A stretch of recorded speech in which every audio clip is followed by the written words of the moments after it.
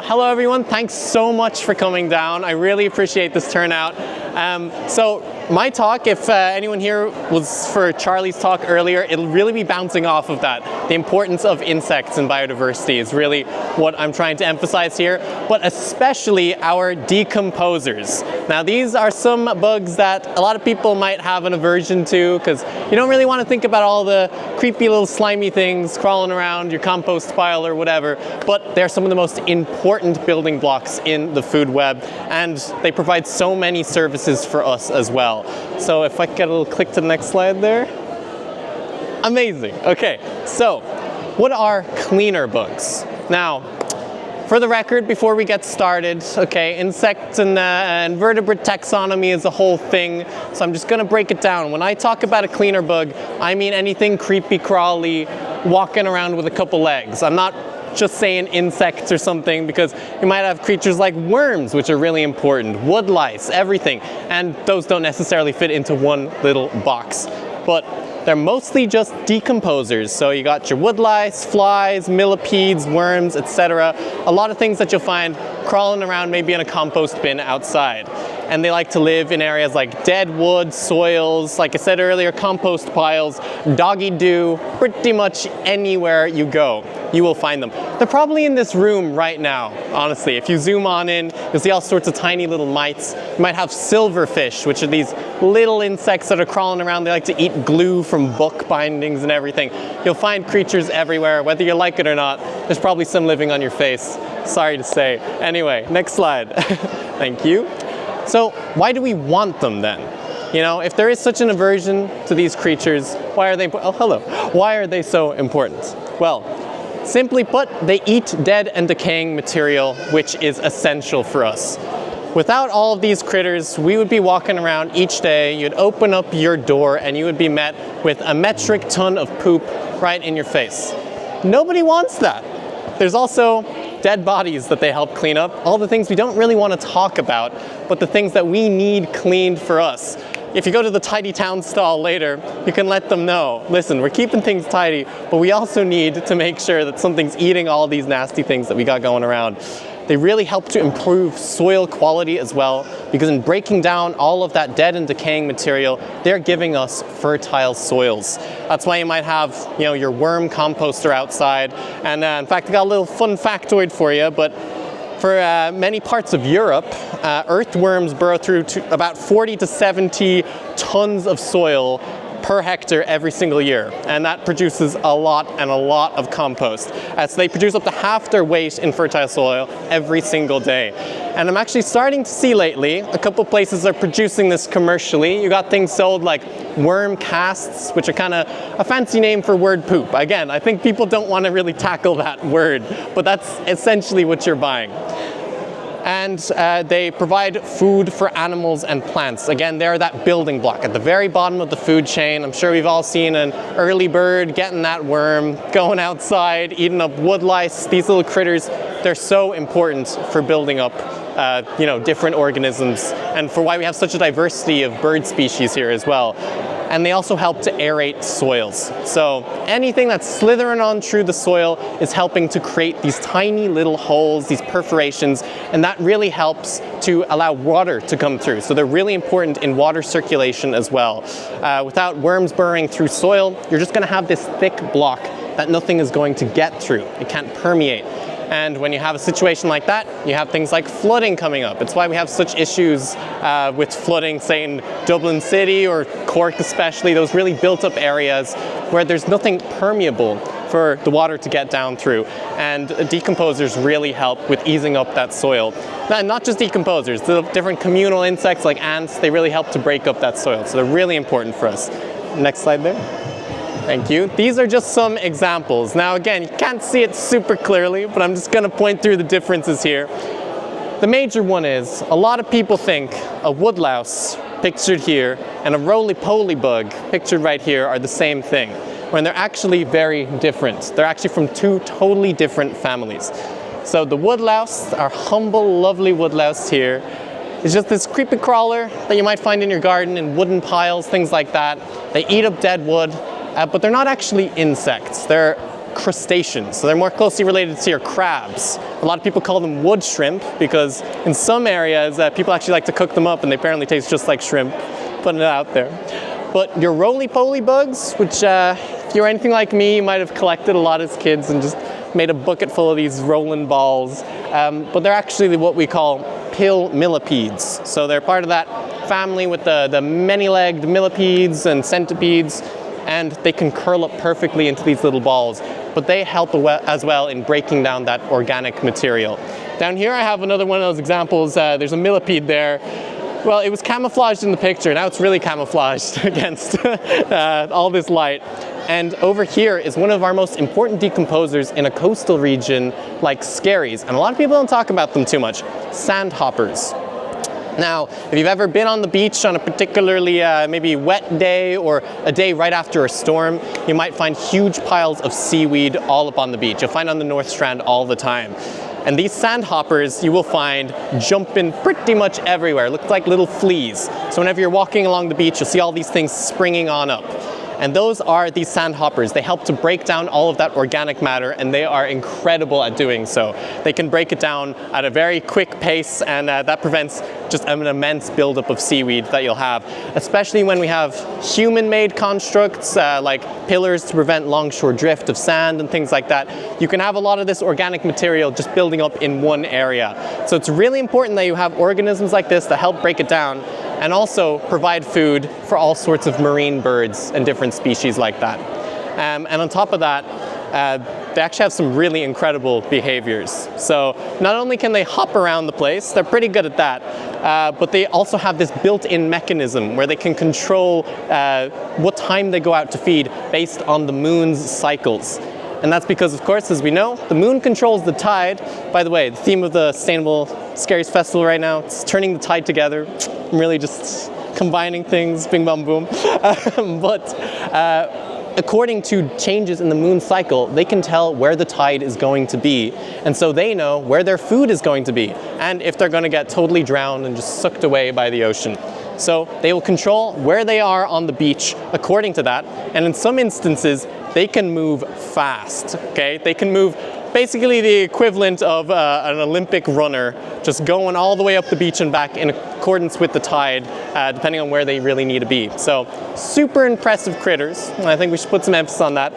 The one thing they're not very elegant with, though, is their jumping, because they really just want to go anywhere, whatever which way they can. So they kind of just have these legs designed to just fling themselves completely uncoordinated. And that's why I usually have them just jumping on into your face or wherever you go. But yeah, that's the cool sandhopper. And our next slide, I'll be covering some misunderstood critters because there have been some crimes committed, people. There's a lot of cool bugs out there that have gotten a very bad reputation, and I don't think it's fully deserved, and I'd like to just break down some of those misconceptions. So we'll start with our first one right here. If we can, yeah. The cockroach. Now, cockroaches are not generally liked by people a lot, and for semi-good reasons, right? I mean, has anyone bumped into a cockroach in their home? Actually, wait, that's kind of a call out. Cockroaches love clean spaces as well, but maybe on holidays. Has anyone had an unfortunate encounter with a cockroach? Yes? Loads, yeah. Now, people aren't the biggest fans, but they are actually one of the most important decomposers on Earth. And maybe not the cockroaches that you find in your homes. So most of them are generalists, so they'll eat pretty much whatever is going around. But there's actually very few pest species. And what I mean by that is, a lot of the cockroaches that are a big issue for people, they're just one of 4 different species that are completely invasive. So we have the American cockroach, the German cockroach, the Oriental cockroach, and the Australian cockroach are the main ones. And you'll never really find them in your homes from the place they actually originated in. In fact, it's a bit of a tricky naming system because you might find an American cockroach in an American home, but they're not actually from America originally. The German cockroach is also from Asia. The American cockroach is from South America. The Oriental cockroach is from parts of Europe. And the Australian cockroach is from New Zealand, I believe. So they're all incorrectly named.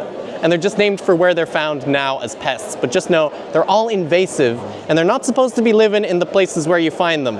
Why? Because we brought them there. So really, when we are bringing our ships around the place, bringing these cockroaches to homes that they don't normally live in, they're going to say, I don't got a place here, I'm going to crash with you. Is that chill? And that's how we find them there. But that's just 4 species.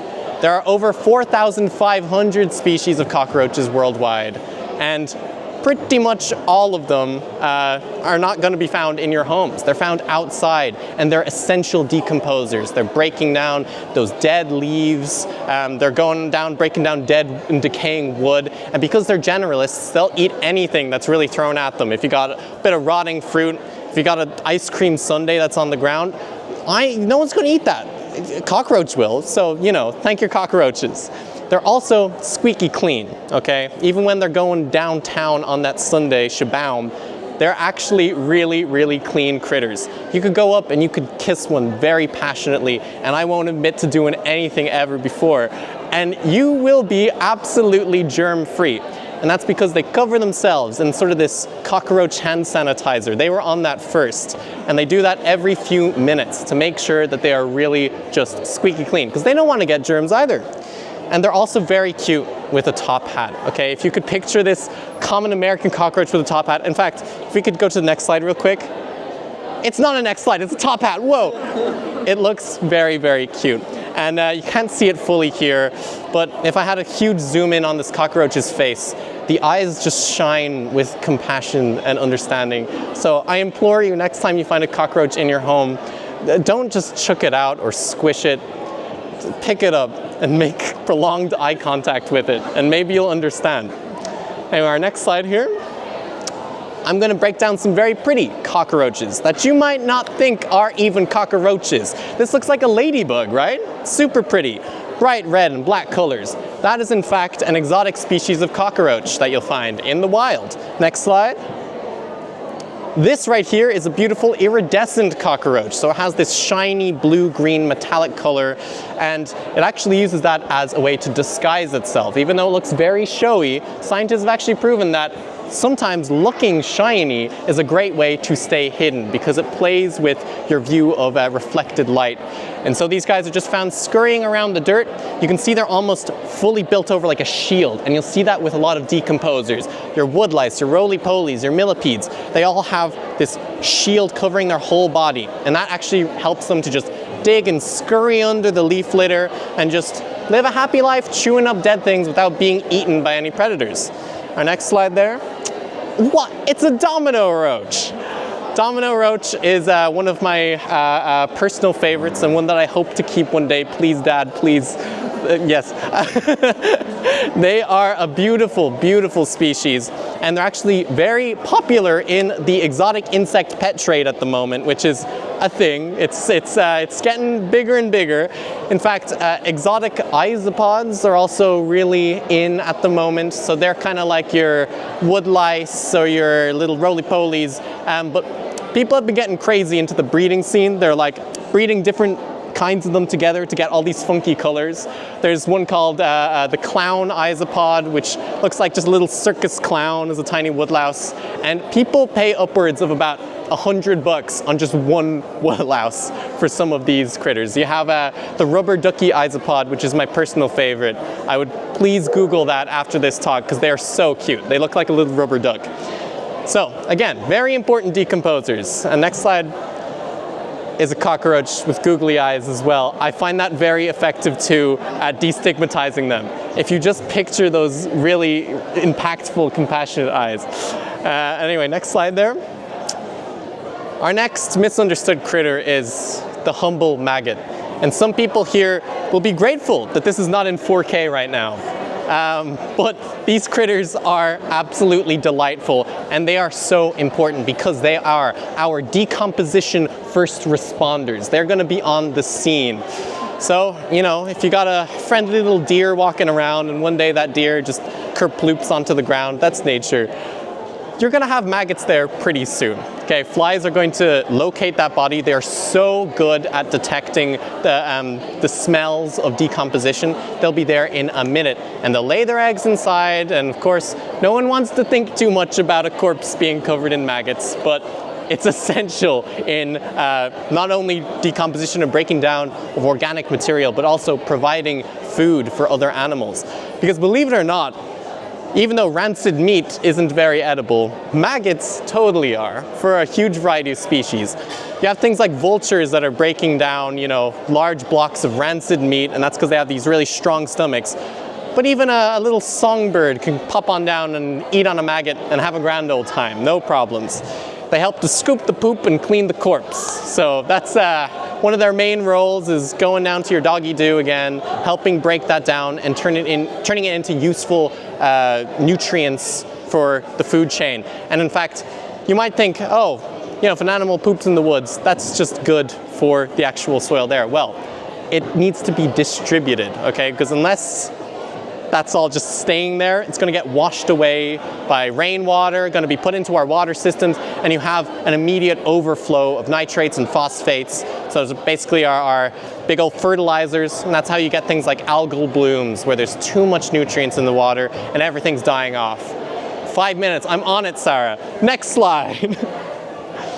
Now, I'm going to introduce you guys to one of my favorite flies of all time, and that's a hard list. There's so many flies out there.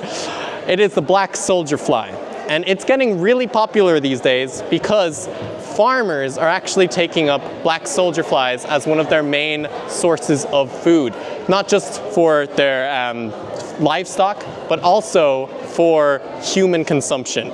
And I only have a bit of time, so I'm just going to briefly read through the list of things they can provide to us. They break down waste, they can remove heavy metals in the soil because the larvae can eat it, they can eat plastic if you have the right gut bacteria inside of them, they can produce biodiesel, produce chitin, which is used in engineering works, they produce grease for pharmaceutical industries.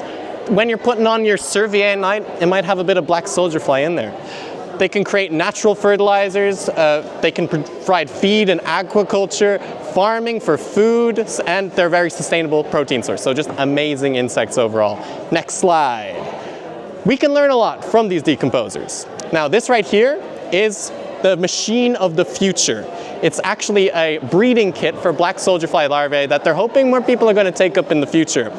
With this, you can produce up to 500 grams of protein per week, just from your food scraps on your table. So it's a 2-in-1. You don't even need a brown bin anymore, and you get to produce 2 meals worth of protein in one day, okay? And they actually taste pretty good from what I heard. Nutty and sweet. It's all about that mindset. And we can learn a lot from other decomposers as well. Termites, which are very closely related to cockroaches, build these huge mounds. And you might wonder, say in the middle of certain hot desert regions, that's going to just be a conductor of heat. Well, they actually build them in a specific way to channel through air, like natural air ventilation. And architects are using those designs to build more sustainable buildings, which can flow air through them without needing all of this heavy machinery. So, just an excellent little one there. And over here, just some tips and tricks on how you can promote decomposers in your own back garden. We got our compost piles, of course. Insect hotels, which, they look really fun, okay? It's mixed on how effective they actually are, but if you have a huge one, it's gonna have a bigger impact. And down here, just having a bunch of rocks around the place. Great place for them to hide and to scurry under. And the biggest one I would suggest is integrating a pond of any kind. Doesn't matter the size or whatever. Just a water feature in your garden can promote insect life tenfold. It's incredible. And hey, thank you for watching. I'm on time. Look at that. And please, please thank your worms as well. They're doing work, people. Thank you.